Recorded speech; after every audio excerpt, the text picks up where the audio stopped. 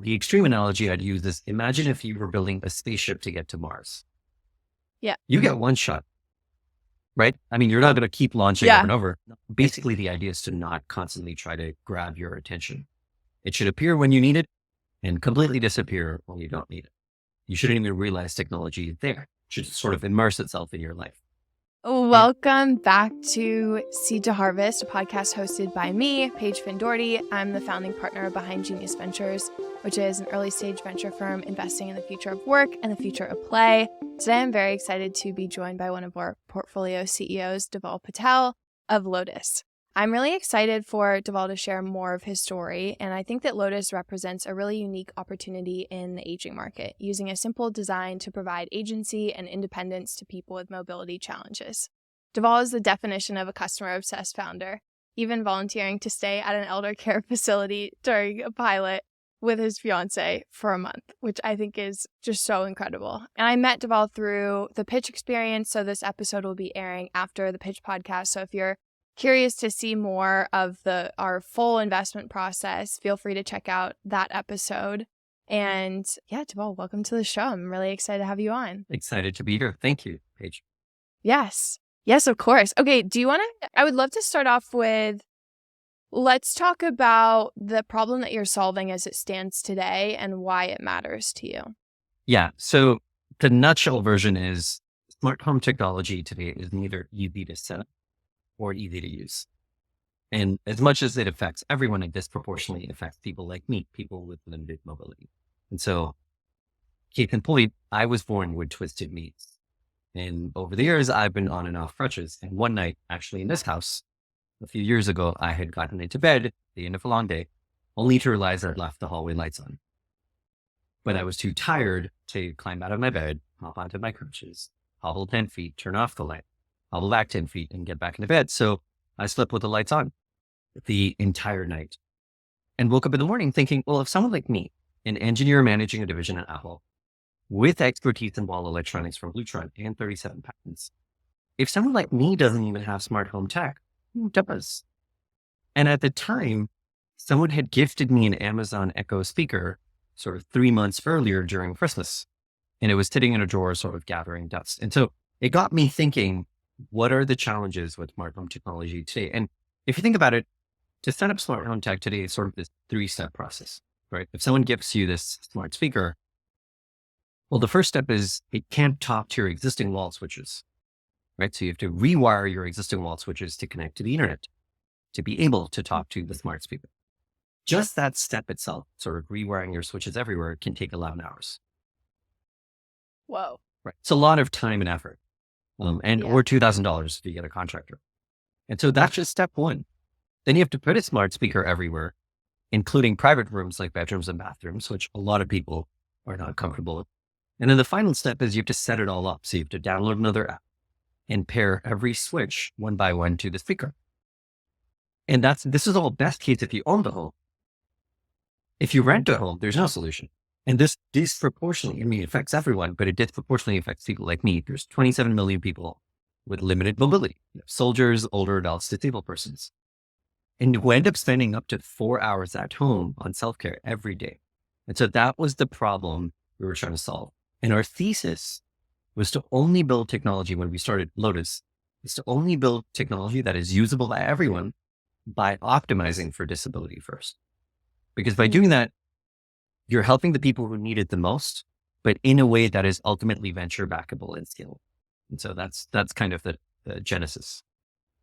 Oh, thank you for sharing. One of the things that really stood out in the pitch experience was the way that you tell your story and incorporating market insights and your own personal draw to solving this problem. And I was just listening to you talk about it again. And I was like, I would love. Yeah. I think I remember saying that to you at the pitch, and you had talked about like how much you had practiced your story. Can you talk a little bit about like what it is like to like practice telling your story as an entrepreneur? Because I think that that's like one of the things that like doesn't get talked about that much is like it takes a lot of practice. It's true. To get this eloquent about talking about it. It's very true, and it doesn't sort of just happen. In case in point, I'll be vulnerable.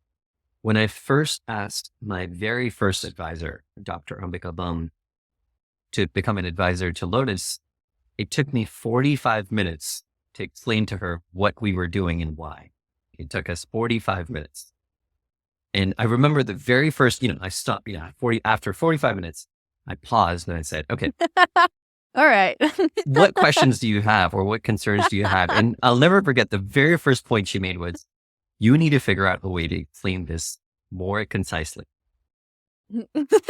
which makes a ton of sense. And so over time, it came down to 20 minutes, and 15, 5 minutes. And I think more recently, I figured out a way to say it in 3 minutes and sort of just capture the completely new. And it was a ton of practice. And ironically, a bunch of it was helped by writing it all down.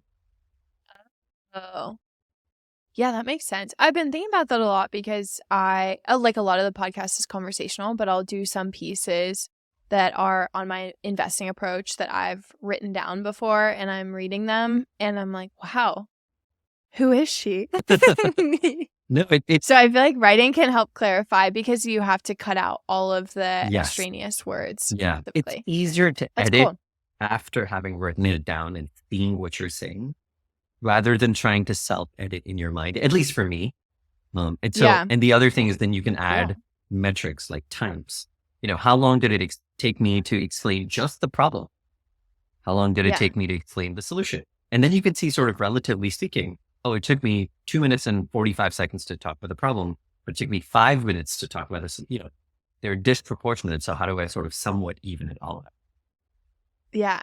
Okay. One of my favorite things also is how you write your investor updates, like stories. One of the questions I often ask in our reference calls is like, how is this founder on investor communications? Because one of the things I think about is if I have a lot of clarity on the business that I'm helping, I can brag about you in other conversations. I can like provide help. I have more context for what's going on in the business.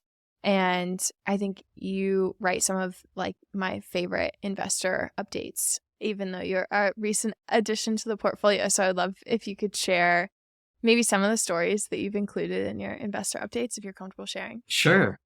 I think I fully agree with that philosophy. It was basically to make it easy to read and memorable. And I remember when I first started sending out investor updates, I figured, for most investors, they have a ton of companies in their portfolio. They're probably getting tons of these emails all the time. And I got to read a few and they're very sort of business report like, was perfectly fine. But I figured if you're going to get 10 or 20 or 30 of them, after a while, they sort of either start to blur out or, they all start to feel the same structure. And universally it seems to be everyone resonates with stories. Everyone likes listening to stories. Everyone remembers stories. And so I decided to sort of take a little bit of a risk and go out on the limb. I honestly didn't know if it was the right decision at the time. I really thought a lot of investors would write back saying, oh my God, you're the worst founder I mean, it's long. This is not professional. You don't know what you're doing. And the imposter syndrome still rears its head a lot. But over time, I've gotten enough feedback where it's been more good and practically no bad, where most people have said, hey, we really enjoy reading these and I was engaged to the very end. And so I think my rule of thumb is to be vulnerable when I'm writing those investor updates. It's just, here's what was going up through my mind and here's what I was thinking and here's what actually happened. That's one. And the other is sort of to be as raw as possible, to be as unfiltered as possible. And I feel like you really genuinely have a human connection at the end of that. So I think. Do you go back and read them? Yeah. Yeah. Especially sometimes when you're not having such a good week, I think reading the email is sort of a good reminder of, because it's written in your own voice. It's not sort of this third party passive report. It's sort of in the voice of this is what I was doing and thinking. And it's a good reminder of sort of how far we've come. I mean, case in point, just this conversation, right? Remembering that it used to take me 45 minutes to explain what we were doing to now 3 minutes. Yeah. Feels like we've come a long way. So one of my favorite stories, actually, to answer your original question, was the Times Square experience. which was everything to do with how we got onto Times Square, onto a billboard in Times Square, what it took to do the trip, and everything that happened in the course of that trip, going to our very first pitch competition. And so it was just a crazy roller coaster ride. And Yeah, I love that. I'm reading Andre Agassi's memoir, Open, and one of the quotes that really stuck out as you were talking about going back over your investor updates was he was talking about how his mind was like on a backspin. And I feel like oftentimes as a founder, you're more on like a forward spin where you're constantly thinking about the future and how you can improve and things you need to do and like your long-term strategic vision. And I do think that having those very like raw and vulnerable investor updates to go back and read when you're having a tough day is like, okay, reminding yourself why you do it and like things that used to be really challenging for you or massive roadblocks you can look back on and be like, that was nothing compared to this. Yeah. And like continuously do that. But it made me think of that quote. No, Okay, it's very true. I think I've read somewhere where I'd heard in sort of one of the investors saying sort of a forum where over time, if all you see are investor updates from a specific company that is only good news, yeah. right? It's just the good news. Then after a while, you're not sure if like, is it going well? Well, I mean, yeah, because it's a startup, right? So something's always, like, there's ups and downs. You're like, I know there's got to be something. There's got to be something, right? And so you'd rather it builds credibility if the founder is able to just genuinely talk about, well, these are the things that went well. These are the things that didn't go quite according to plan. But here's how I dealt with it, or here's how the team dealt with it. And we're figuring it out. Some things we have answers to and we fixed. Some things we don't have answers to, but we have plans. And so that I remember that sort of stuck with me when I was starting to write investor updates. With more vulnerable and honest I can be. Here's kind of the reality. And my thesis, which seems to be true more and more over time, was people will appreciate not the lack of having problems than having the fortitude to push through them. So yeah, I love that. Oh, that makes me.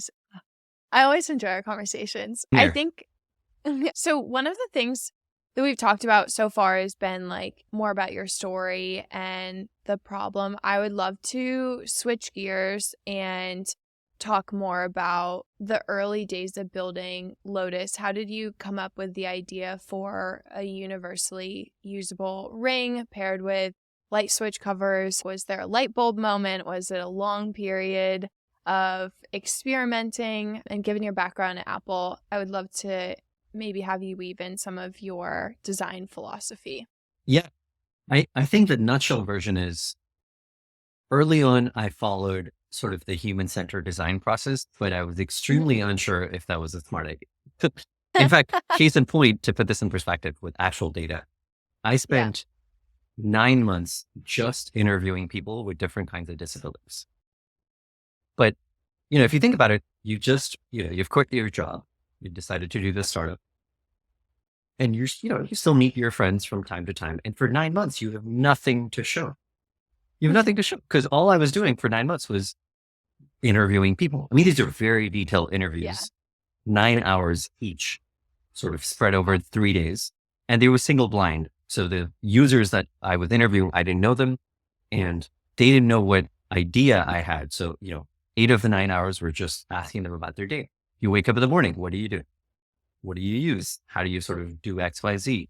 What challenges do you have doing X, Y, Z? How do you get around them today? How do you use technology today? Sort of, genuinely immersing yourself just in their complete life story to the point where if you had to close your eyes, you could visualize everything from when they wake up to when they sleep completely, right? Like I get out of bed. Here's what happens. I go to the bathroom. Here's what happens. I get up to go watch TV. Here's what, everything.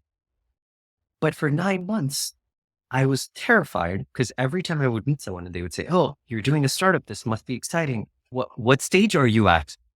For 9 months, I had nothing to show, right? I intentionally didn't build prototypes. I didn't hire a team, but as a result, I had nothing to show. Now, of course, sort of present day Dhaval sort of thanks previous day Dhaval, because now we have this massive, solid foundation where every time sort of someone asks me for a design decision, I can pull out not just why, but the user quote. Yeah. as to why, like Keith's point, wiring. Well, one of our users explicitly said, hey, I don't really wear anything to bed. In fact, if I wear an Apple Watch to bed or any watch to bed, it gets caught in my significant other's hair. Like specific quotes that I can pull out for very clear reasons. And so, yeah, for the first 9 months, it was terrific. But yeah, the process we followed was genuinely just falling in love with the problem and not the solution. So it had this idea, but I was also convinced it was a stupid idea at the time. Why use infrared? Everyone else is chasing the internet.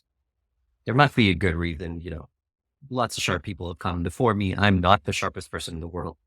There would be clearly a reason why nobody's doing this. And this is probably one of the stupidest ideas anyone's ever thought. And so I had the idea, but I was convinced that it was the wrong idea. But at the same time, I couldn't shake it off. So I said, okay, we'll keep it to the side. Let's just interview books constantly. And so that was part of the process. The other part of the process, and I'll bring in sort of the Apple side, was eliminating things from technology. And so one of our big sort of principle pillars is technology should appear when needed, but disappear when not. We actually take pride in sort of not being front and center. And a lot of sort of Apple design philosophy is embedded into that, which is, if you notice, most things with Apple products are actually minimal, where if there's not an LED needed, then they will take it out. If it doesn't need to sort of be in it's not, basically the idea is to not constantly try to grab your attention. It should appear when you need it and completely disappear when you don't need it. You shouldn't even realize technology is there. It should sort of immerse itself in your life.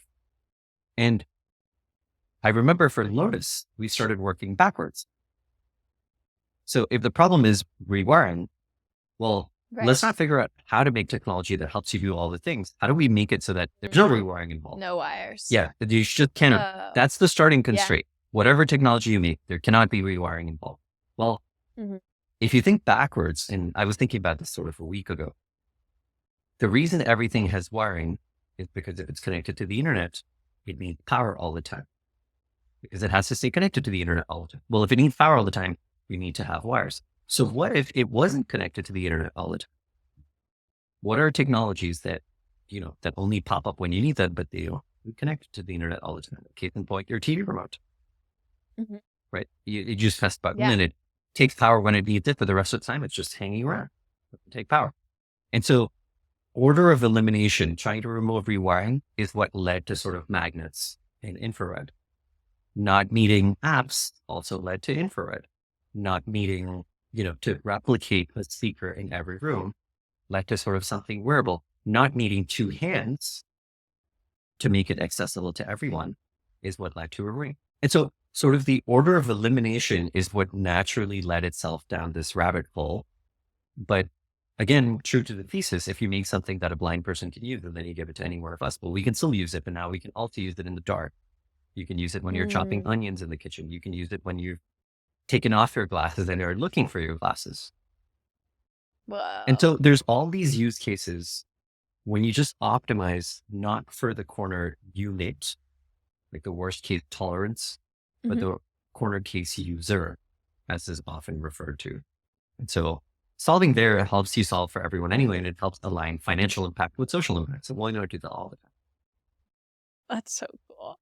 So I think like one of the things that I've thought about a lot is like a lot of venture funds don't invest in hardware, especially like consumer oriented hardware. And I think one of the things I'm most excited by, now we've made 4 consumer hardware investments across the portfolio. And I think like one of the things I've written down is just all of the founders that we've backed, from like Malin at Hearth Display to Shale at the last Game Board to Andy Huang at Averon. Just you all are so resilient. And I think one of the interesting things I've thought about is like why, as a consumer hardware founder, approach the venture world. Like how did you think about making that distinction between building the product and selling it to raising venture financing? How did you think through that decision? Yeah, I think, when you're used to doing hardware, I was at Apple for about 8.5 years. Before this, I managed a division. the one thing you get used to sort of gets trained in you very early on because you're doing hardware Yeah. is unlike Yeah. software, you can't constantly be iterating. Oh, You can't that's just, you can't interesting. launch something and sort of say, okay, tomorrow I'm going to adjust it. And the day after I'm going to Yeah. adjust it again, which you can do in Yeah. software, but you can't do that in Right. hardware, right? It'll take you at least a few weeks, if not a few months to sort of make hardware changes. And so it's sort of like, or the extreme analogy I'd use is imagine if you were building a spaceship to get to Mars. Yeah. You get one shot, right? I mean, you're not going to keep launching over Yeah. and over. And so you get really, really good at planning and simulating constantly. Mm, So you go from iterating the design to simulating constantly and planning constantly. Like that's all you're doing all the time. yeah. There's a great quote. I think it was Eisenhower. In the great battles of war, plans are useless, but planning is indispensable. Mm, Which is, anytime you make a plan, it never survives. It changes constantly, but the act of planning is what makes you super resilient to any change that is needed in real time. And it was the same with venture, and it was the same with building the product. I took 9 months to sort of really architect it right, but then it's taken off. It was similar with venture. I didn't take VC funding for literally as long as I could. I mean, when Paige, when you and I met, we had a team of, and it's grown again since, but we had 7 full-time people, 5 part-time people, and 4 or 5 interns, and no one had drawn a salary. And it had been the second person to join the team had been on the team for about 18 months at that point. Yeah. And we stayed as long as we could, as lean as possible, to prove that, there was definitely traction. There was willingness to pay. There was product market fit. And so as long as possible, we stayed as lean as possible. And then at that point, when we were really confident, that's when we decided to raise, venture funds. And so I think for what it's worth, that's been my mindset, which is plan as much as possible. And then when you're convinced, when you've sort of, dotted the I's and crossed the T's, pretty much every single one, there's nothing left. At that point, you sort of go, then you pour in the octane gas and build a rocket ship. That's super cool.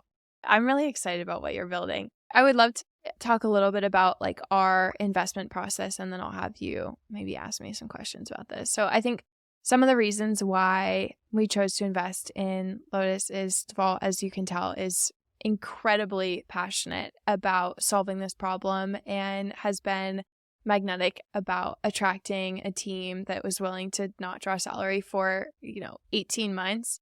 I think, and the problem is widespread. So just in the limited mobility space, over 27 million individuals don't have this like independence and agency that Lotus offers. And then Dhaval is a technical founder with years of experience in the hardware space, where he has held senior engineering positions at Apple and executive VP positions in the space as well.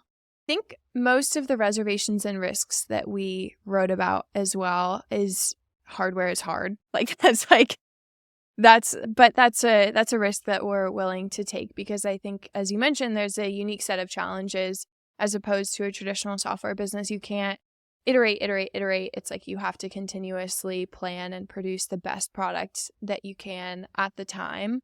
And, execution risk is inherent, as with any early stage investment. I mean, it's really interesting. Like the total addressable market of like wearables, wellness, home tech space is like over 335 billion. Yeah. And it should be expected that incumbents may invest in this space. But I think what mitigated that risk for us was your propensity for simplicity in your design. I think you were very, very specific with like this incredible breadth of user interviews that I haven't really heard anyone go as deep into the space as you have. So yeah, we're really excited to be investing in Lotus and in you, Dhaval. With that, can you share a little bit more about what it's been like working with me and behind Genius Ventures and what's stood out? Yeah, absolutely. I can say without reservation, you are one of the nicest, warmest, and most connected to founders. Truly a founder-friendly VC that I've ever met. And obviously, if anyone's been through a fundraising process, you talk to hundreds of VCs. You are genuinely just you have the founders back at all times, and that's what you have at the forefront for all your decisions, it was a pleasant surprise. I wasn't quite expecting that. I was expecting you sort of make an investment, and then if I have a problem, I could come to you. I think while that was absolutely true, and even within I think 1 week of the investment, I was already messaging you with texting you with questions. And for what it's worth, for all the listeners, Paige responds in almost real time. It's crazy, which is kind extremely online. Yeah, which is kind of shocking to me because you have a ton of portfolio companies. I mean, how you sort of help everyone in real time is beyond me, but sort of goes to show you're constantly just there to help founders. I honestly don't know how you do it, Paige. Oh, okay. Well, I will say I am not the best texter. I think I optimize for if there is something urgent, I'm really good about replying. I'm not as good to replying about scheduling things. Oh, yeah, that's fine. I mean, but it's if you text me and you have a thoughtful question, I'm oh, perfect. I can think about this in my own time and respond. And I think I'm pretty good about doing that, but I'm definitely not a perfect texter. No. I do respond. I'll share my experience. Most of our questions were really sort of strategically very important and very urgent, right? Yeah. Should we take this check? Should we take this investor? Is this deal reasonable? Should we sort of, those are things I have a lot of perspective on as well. Cause I've seen now, I don't know, 38 companies in portfolio, 12 have raised follow-on financing from Fund 1 alone. And it's now I've been through many rounds of financing and how things have played out, a year or two after. Right. In our case, one of the biggest questions that I had to decide on was we ended up getting oversubscribed by a lot, almost a little over 200%. And, sort of our conversation page were around, well, should we take more? Should we not take more? How do we sort of manage that? And, it was my first time through that rodeo, sort of the opposite problem of what, you accept. And so trying to decide, what to do and how to proceed through that scenario was really helpful. And, I think the longest you ever took was 5 minutes. I mean, it was really, really fast, which I genuinely appreciate. So thank you. I think that's been part of my experience. The other thing I've really enjoyed is you're constantly sending resources to all of your portfolio companies, and you make such a hard effort to get everyone to get to know each other and bond. So sort of founders can learn from themselves as well, which is really great because it's exponential beneficial effects, right? All the interactions that you can have internally as well. So yeah, I guess in a nutshell, my description of your VC style is high touch point, high support, founder first. Yeah, I love that. I thought a lot about you can have many more operational touch points, but I just optimize for what will people remember in 10 years that I support you with? And I think a lot of that is emotional space and perspective to make very challenging strategic decisions. I don't think I'm one to offer advice. I can give perspective, but one of the benefits of being young in this industry is I can be I don't know what's best. You have to decide that, but here's my perspective and how I've seen it play out across a handful of different similar situations. I would very much support sort of the statement you just made, which is 10 years from now, how you want to be remembered. There's this really amazing quote from Hamilton. Have you seen Hamilton by any chance? Yes. Yeah, there's this quote I really love. I may have already shared this, which is, what is legacy? It's planting seeds in a garden you never get to see. And genuinely, for what it's worth, all the things you're doing, Paige, right now, it has such an amazing compounding effect. Really, thank you. You're very, very founder supportive. It's really wonderful. And I can say as a first-time founder, it's such a pleasant surprise. It's really wonderful. Thank you. I'm honored to actually be part of BGV. It's really wonderful. The honor is all mine. So I'm very excited to be working with you all. Thank you for that. What questions do you have for me as we wrap up the episode? Anything that you're curious about? Well, you answered one of mine preemptively, which is why did you choose to invest in Lotus? I guess here's another one that's probably my imposter syndrome. How could we have made it better? Or what would have led to the decision faster? Or faster? with less I reservation? feel 30 minutes is 30 minutes is pretty quick a decision. That's true. That's fair. That's fair. As you'll see on the pitch. Well, I think it was interesting because I had never, the context of the pitch is you have to make a decision in the room, and you can choose to go back on it if your reference calls go poorly or, whatever, you find something in diligence, but you're committing on the spot. And for me, I've learned a lot from the pitch in trying to be better about communicating my decision, whether it's I want to move forward with reference calls or it's a no, like immediately on the call. Because like as I learned in my fundraising journey for Fund 1, like it's much better to get a faster no than a longer no. And I will say, like, I don't know, there's like a lot going on. And so sometimes I take a while to respond and then I'll feel guilty about it. So I'm not perfect, but that's definitely what I'm aiming for, is a quick decision. And I think that in terms of like how it could have been faster, I mean, I think like I had a very strong feeling in the first 3 minutes of like your pitch was so, for lack of a better like way to say, like you knew your shit. Like you like had the market details, you had done customer interviews, like the founder archetype that I think about at BGV that I look to back is like 1, great storyteller, like check. 2, mission driven, check. Like you had like 14 people working for you with no salary. And 3 is high execution velocity. And this is something that I'll spend a lot of time on reference calls, because usually when I'm meeting someone, I can't necessarily tell what their trajectory is look like to date. But if you're investing in venture, you're looking for people with exponential trajectories. And so there should be some cracklings of that before you meet them. And I think for you, it was, I did confirmatory reference calls to confirm that was your path, but it was very clear that you had spent a lot of time in that foundation. To go back to your point on like planting seeds that you don't know when they're going to land, like you spent 9 months heads down in interviews, which is very long time on like the scale of things. And like you said, it provided this wonderful foundation for informing all of the decisions that you'll continue to make. And so I had a pretty strong sense in the first like 3 minutes where I was like, wow. So I think it was, too. yeah. And I would say like that's why I asked you like about practicing your story, because I think that's one of the strongest skills that founders can improve upon, especially in their fundraising journey, is being very, very, very concise.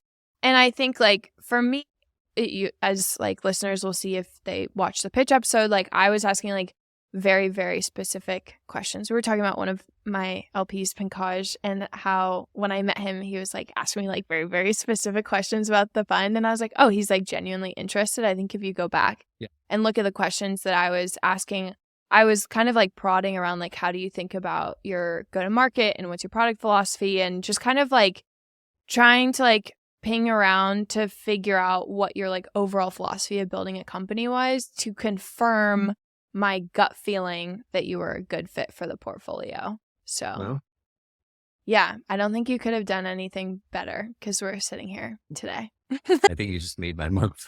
You're a true guy. Thank you, Paige. That's very kind of you.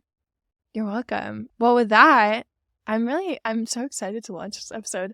Thank you, Dhaval, so much for your time. And I'm really excited to be supporting you all in this wonderful journey. And if our listeners want to check Lotus out or think they have someone that could really benefit from Lotus, I'll link your website in the description of this. Thank you again for your time. Thank you, Paige, for having me and believing in Lotus. BGV is awesome. Thank you. Thank you. And a very special thank you to Seed to Harvest podcast editor Tate Doherty for his amazing work on this episode.